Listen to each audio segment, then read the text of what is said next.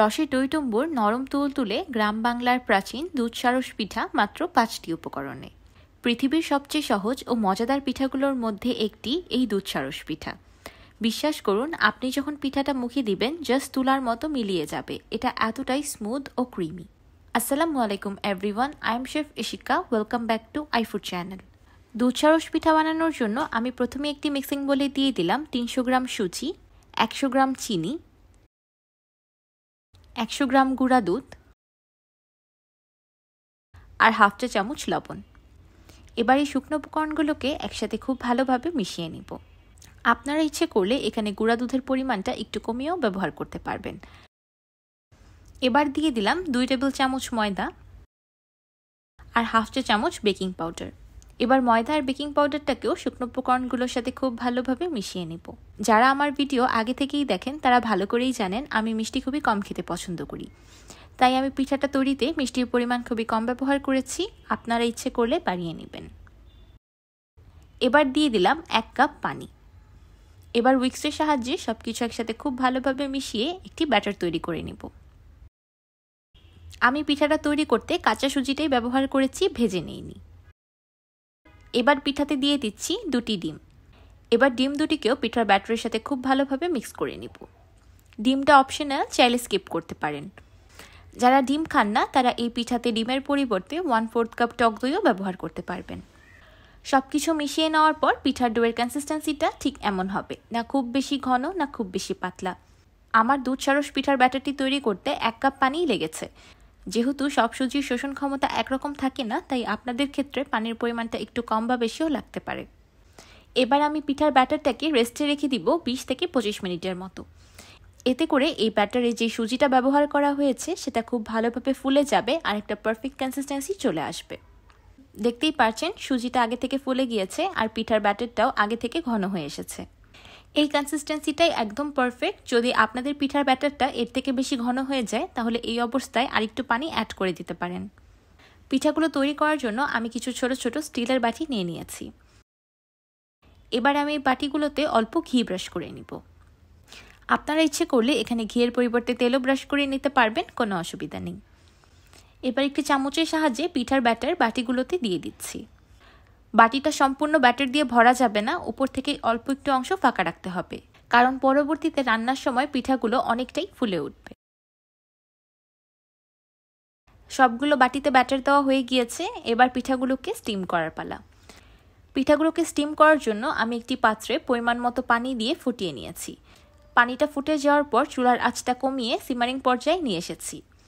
পাতিলের উপর বসিয়ে দিয়েছি একটি ছিদ্রযুক্ত স্ট্রেনার। এবার স্ট্রেনারের উপর পিঠার বাটিগুলো বসিয়ে দিব।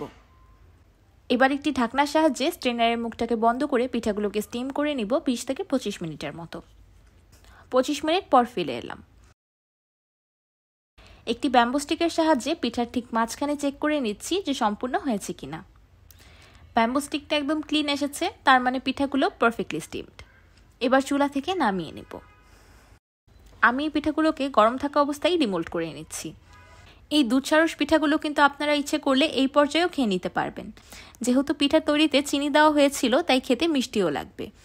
তাছাড়া খেজুরের ঝোলা গুঁড়ে ডিপ করেও কিন্তু খেতে অসম্ভব মজাদার লাগবে। দেখতেই পাচ্ছেন কত নরম তুলতুলে স্পঞ্জি পিঠা হয়েছে। এবার দুধসারস পিঠাগুলোকে দুধে ভিজানোর পালা। সেই জন্য একটি প্যানে দিয়ে দিলাম 1/4 কাপ চিনি। এবার চুলার মিডিয়াম টু হাই হিটে চিনিটাকে ক্যারামেল করে নিব। আগের মতো আমি এখানেও চিনির পরিমাণটা খুবই কম ব্যবহার করেছি, আপনারা আপনাদের স্বাদের অনুযায়ী বাড়িয়ে নিতে পারবেন।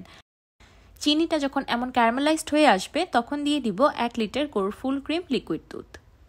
আপনারা ইচ্ছে করলে এখানে লিকুইড দুধের পরিবর্তে গুঁড়া দুধ পানিতে মিলিয়েও ব্যবহার করতে পারবেন।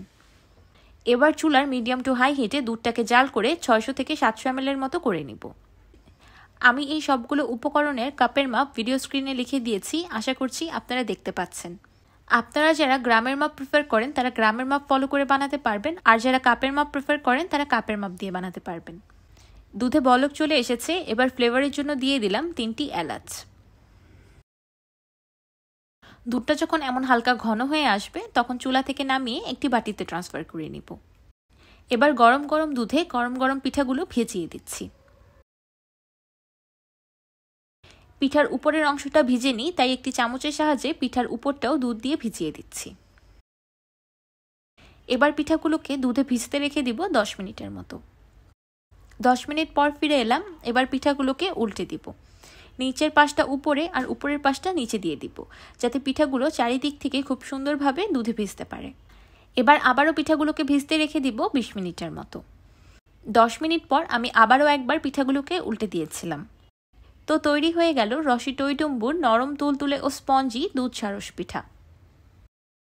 আমার কাছে তো এই দুধ সারস পিঠাগুলো রসমালাইয়ের বড় ভার্সন লাগে, দেখতেও এবং খেতেও। আর এই পিঠাটা বানাতে তেমন কোনো উপকরণও লাগে না, আর কষ্টও নেই। ঝামেলাবিহীনভাবে খুব সহজেই তৈরি করতে পারবেন। আমার মনে হয় না এর থেকে সহজ পিঠার রেসিপি দ্বিতীয়টি আছে। তাই আমি তো বলবো আজকেই পিঠাটি বানান আর আমাকে কমেন্ট করে জানান আপনাদের কাছে কেমন লাগলো। আপনারা অবশ্যই আশায় আছেন যে আমি কখন একটি পিঠা কেটে দেখাবো। মাশাআল্লাহ, দেখেই বুঝতে পারছেন পিঠাটা কতটা বেশি নরম হয়েছে। ভিতর পর্যন্ত একদম দুধের রসটা অ্যাবজর্ব হয়েছে। স্বাদের কথা কি বলবো, পিঠাটা মুখে দেওয়ার সাথে সাথেই একদম মিলিয়ে যাচ্ছে। মনে হচ্ছে যেন আমি একদম রসমালাই খাচ্ছি। শীতকাল মানেই পিঠাপুলির উৎসব, আর এই শীতে যদি এত সহজ আর মজাদার একটা পিঠা না বানিয়ে খান তাহলে তো পুরাই মিস, তাই না? আমার আজকের এই দুধ সারস পিঠাটি যদি আপনাদের কাছে ভালো লেগে থাকে তাহলে ভিডিওতে অবশ্যই একটি লাইক দিবেন, আর আমার চ্যানেল সাবস্ক্রাইব করে আমার চ্যানেলের পাশেই থাকবেন। আল্লাহ হাফেজ।